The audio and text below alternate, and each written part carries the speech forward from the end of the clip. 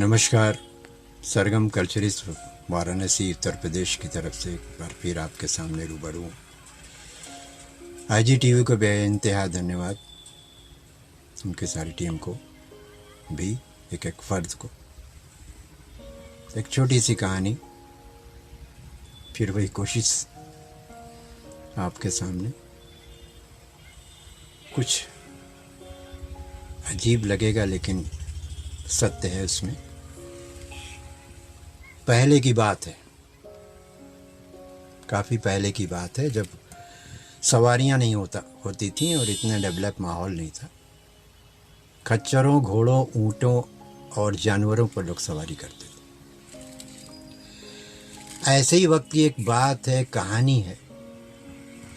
एक बाप और बेटे थे और उनके पास एक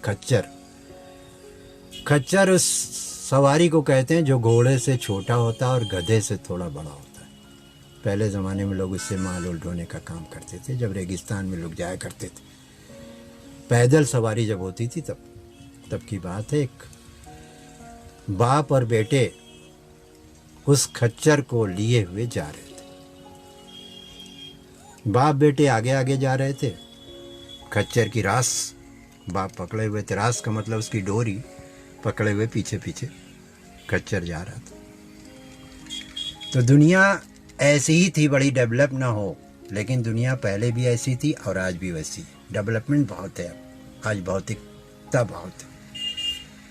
पहले लोग निश्चल बहुत थे, मासूम बहुत थे। आज दिमाग ज़्यादा हो गया है, सोच ज़्यादा हो गई है। खैर, आगे चलते हैं।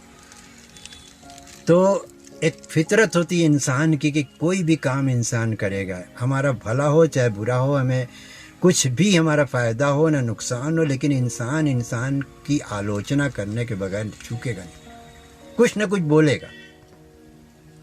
ये इंसानी फितरत है। किसी का मकान बन रहा है, किसी ने गाड़ी ले ली, किसी ने कुछ कर लिया, किसी कोई तरक्की कर गया, बस उसमें वो मीन मैक निकालेंगे।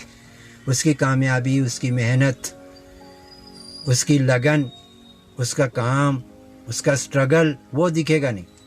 कमेंट तुरंत सामने, क्योंकि ज़बान से कहने में कुछ खर्च नहीं होता ना। खर्च से इंसान कह देता है, लेकिन सोचता नहीं कि ये उंगली सामने वाले पर उठाई जाए तो 3 उंगली अपने तरफ भी उठती है, इसका ध्यान नहीं है। जिस दिन ये ख्याल आ जाए, समस्या ही हल हो जाएगी। खैर, हम आगे चल रहे हैं। बाप बेटे जा रहे थे और खच्चर की रास, वो डोरी रास जो कहते हैं, उसे पकड़े हुए पीछे पीछे खच्चर महोदय भी नहीं कह रहा हूँ, मजाक समझ लीजिएगा, जा रहे थे। और आगे चले तो कुछ लोग बैठे देख रहे हैं। ये देख रहे हैं क्या हो रहा है। सवारी होते हुए बाप बेटे पैदल चल रहे हैं। देखिए, कमेंट आ गया। ये अजीब बात है, सवारी है और बाप बेटे पैदल जा रहे हैं। बेवकूफ़ी नहीं तो और क्या है। खैर, बाप ने थोड़ा सुना, आगे गए तो बेटे को खच्चर पे बैठा दिया। आप उसकी डोरी पकड़ लिए। कुछ दूर आगे गए, फिर वही कमेंट आ गया, फिर वही आलोचना आ गई। फिर इंसान मानता नहीं। क्या ज़माना है, देख लीजिए। ऐसे ही तो बच्चे खराब होते हैं।